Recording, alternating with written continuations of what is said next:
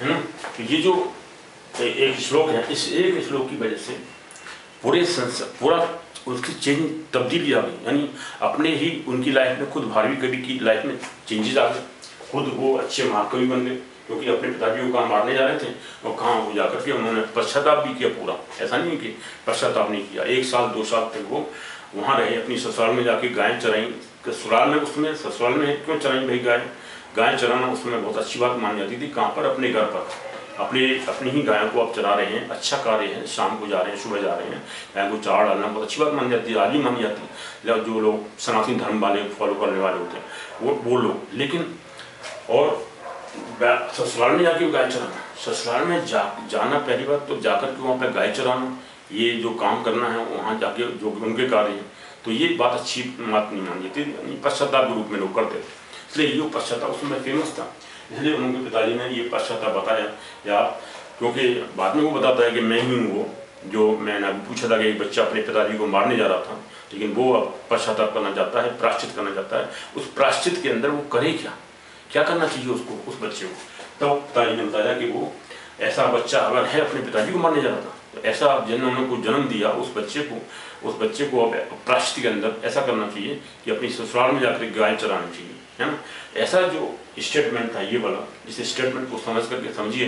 मेरा इसमें उद्देश्य सिर्फ ये है कि जो लोग होपलेस हो जाते हैं उन छात्राओं के लिए, मोस्टली तो यंगस्टर्स ही ज़्यादा होते हैं, जल्दी से एग्रेसिव हो जाते हैं, जल्दी से परेशान हो जाते हैं, टेम्परामेंट बहुत हाई होता है, गुस्से में आ जाते हैं और सुसाइड करने की कोशिश करते हैं। जैसे कहानी अभी न्यूज़ पेपर में डेली आती रहती है, कोटा के अंदर भी कई और इंस्टीट्यूट्स हैं जहाँ पर हॉस्टल के अंदर रहने वाले बच्चे वो भी सुसाइड कर लेते हैं। बजाय उसको करने के एक बार जरा ये श्लोक समझिए और महाकवि भारवी को पढ़िए, भारवी कवि ने क्या श्लोक लिखा है, इसकी हेल्प से कई लोगों का उद्धार हो जाता है। मैंने देखा है कई लोग वो चेंज जाते हैं, क्योंकि मैंने कई लोगों को समझा है ये बात, अपने साथ में कुलीग वगैरह होते थे तो उनको भी बताया था ये बात, देखिए महाकवि भारवी ने क्या लिखा हुआ, तो वो लोग इम्प्रेस होते हैं, वो लोग समझते हैं हाँ यस, इसकी हेल्प से हम अपने बच्चों को समझाते हैं। बच्चों कई घरों में मैंने देखा हुआ है इस श्लोक को लिख करके लोगों ने टांग रखा है और घरों में बच्चों को समझाने के लिए ये सिर्फ रखते हैं कि देखिए, और ये कहानी उनको समझाते हैं बच्चों को। देखिए बच्चे ने अपने फादर को मारने की कोशिश की, लेकिन बाद में महाकवि बन जाता है और उसने ये श्लोक लिखा।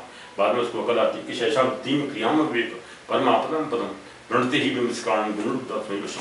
एक श्लोक की वजह से खुद अपनी लाइफ में चेंज आए पहले तो, तब उन्होंने ये श्लोक लिखा, ससुराल में बैठ करके जाके वहाँ भी अपना अच्छा कार्य करते रहे, गलत काम नहीं किया उन्होंने फिर बाद में, है ना। और बाद में अच्छे कवि बने, महाकवि लिखे। और जो किरातार्जुन ने बनाया है, लिखा है उन्होंने, उस किरातार्जुन के अंदर पूरा महाभारत के टाइम का जो वर्णन किया है, कैसे कौरव पांडव जंगल में रहते हैं, सॉरी पांडव लोग जंगल में रहते हैं, कौरवों से वनवास पा करके युद्ध उसमें युद्ध क्रिया में पराजित होकर के युधिष्ठिर ने युद्ध क्रिया की, यानी जुआ खेला, उसके बाद वो हार जाते हैं। उस हारने में 12 साल और 1 साल 13वां साल जो था उनको अज्ञातवास में रहना था, 12 साल का पूरा वनवास था, जंगल में पूरा छोड़ के चले जाते हैं, अपना घर पहाड़ सब कुछ छोड़ दिया। यानी एक छोटी सी गलती, यानी बिना सोचे समझे उन्होंने युद्ध क्रिया की, ये इसलिए श्लोक का यूज किया है वहाँ पर। बाद में उन्होंने होता है कि उन्होंने किरातार्जुन ने उसी में लिखा हो, तो ये श्लोक वहाँ यूज करने से पहले उन्होंने ये श्लोक उसको दे दिया। किरातार्जुन लिखते समय ये ऐसा किया होगा कि वो श्लोक उन्होंने लिख करके उस वैश्य पत्नी को अपनी पत्नी के थ्रू दिलवा दिया, क्योंकि उस गांव में रहने वाले जो वैश्य पत्नी थी, वैश्य मतलब बणिक पत्नी, जो बढ़िया था, जो वैश्य था, बिजनेसमैन था, उसकी पत्नी ने ये खरीदा और खरीद करके खुद उन्होंने लिखा या उनकी पत्नी ने लिखा इसको ताम्रपत्र के ऊपर, और ताम्रपत्र पर लिख करके दरवाजे के ऊपर टांग दिया। और इस एक श्लोक की वजह से ही उस बेचारे जो वो था जो वैश्य था, बिजनेसमैन था, जो वापस लौट के आता है 20 साल के बाद में, अपने बच्चे को बचाता है। एक श्लोक ने उसको बच्चे को भी बचा दिया, दरवाजे को मार सकता था उससे पहले अगर इसको नहीं पढ़ता। इस श्लोक जो टंगा हुआ था दरवाजे के ऊपर ताम्रपत्र पर लिखा हुआ, अगर इसको नहीं पढ़ता तो अपने बच्चे को मार सकता, इवन पत्नी को भी मार सकता था, लेकिन उससे पहले ही उसने अपने आप को बचा दिया, अपनी लाइफ को बचा लिया। क्योंकि बाद में होपलेस हो सकता था, खुद अपने को मार सकता था। इसलिए अच्छी चीज़ें, अच्छी बातें पढ़िए, ये समझिए इसको। जो सुसाइड करने वाले लोग हैं, मैं चाहता हूँ कि सभी जितने लोग जो पढ़ रहे हैं, समझ रहे हैं इसको, वो अपने जो बच्चे निराशावादी हैं उनको समझाइए, इस श्लोक को दिखाइए, इस श्लोक से कुछ शिक्षा प्राप्त करें और अपनी लाइफ में इसको यूज करें। हमेशा होपलेसनेस नहीं आनी चाहिए, होपलेसनेस मतलब नहीं आनी चाहिए, होपलेस नहीं होना चाहिए। अगर होपलेसनेस रहेगी लाइफ में तो आप कोई काम नहीं कर सकते। थोड़ी देर में टेम्परामेंट हाई होता है, ऐसा नहीं होना चाहिए। टेम्परामेंट हाई होकर के तो उन्होंने अपने फादर को मारने की कोशिश की। अगर थोड़ा सा भी आप देखिए, पेरेंट्स हमेशा आपके अंदर कमी निकालते हैं, इसका मतलब वो आपकी अच्छाइयाँ और बढ़ाना चाहते हैं। कोई कमी नहीं निकाल करके वो आपकी कमी निकाल के समझा रहे हैं कि आपको ऐसा करना चाहिए, पड़ोस में देखो वो ऐसे करते हैं, आपको ऐसा करना चाहिए। इसलिए पेरेंट्स की हमेशा अच्छाइयाँ होती हैं। ये पेरेंट्स हमेशा आपको अच्छा बनाने की कोशिश करते हैं। कोई पेरेंट नहीं चाहेंगे कि आप उनके बच्चे कोई गलत काम करें, अच्छे कार्य करें, अच्छे कार्य करने के बाद में उनसे भी अच्छे बड़े बने, ऐसा हमेशा पेरेंट्स चाहते हैं। इसलिए छात्र छात्राओं को ये सोचना चाहिए कि कोई भी गलत काम करने से पहले समझिए, सोचिए और पेरेंट्स को अच्छा करने के लिए कोशिश करिए। क्योंकि तुलसीदास, जैसे मैंने कहा, तुलसीदास जी ने कहा हुआ है कि धन्य जन्म जगती तल तासु, पितहि प्रमोद चरित सुन जासु।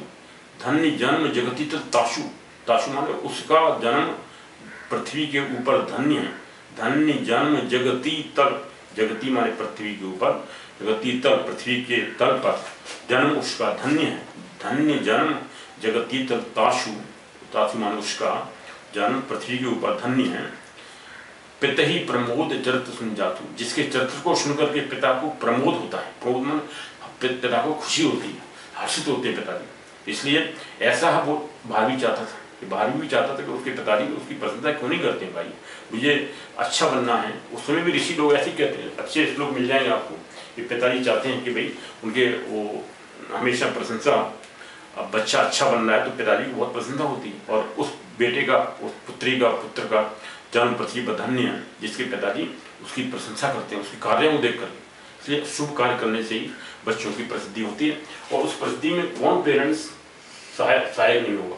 हमेशा पेरेंट्स मोस्टली हेल्प करते हैं, जितना भी अरेंज करते हैं, पैसे का अरेंज करते हैं, उसका करते हैं और बच्चों को आगे बढ़ाने की कोशिश करते हैं। लेकिन बच्चे क्या करते हैं, सुसाइड कर लेते हैं, गलत आदतों में पड़ जाते हैं। मैंने खुद देखा हुआ है कि डॉक्टरिंग करने वाले बच्चे जो MBBS कर रहे हैं, वो बच्चे स्मोकिंग करते हैं बैठ करके।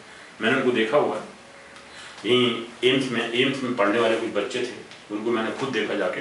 वो एक साथ बैठे हुए थे एक उसमें मार्केट के अंदर, मार्केट में बैठा हुआ कॉफ़ी पीने की कोशिश कर रहे थे सभी लोग। कॉफ़ी वाली शॉप के पास बैठ करके मैं कुछ बुक निकाल के पढ़ रहा था, तो वहाँ 2-3 बच्चे, साथ में एक बेटी भी थी, वो बैठी हुई थी, साथ में सभी लोग स्मोकिंग करे जा रहे हैं, सिगरेट पी रहे हैं।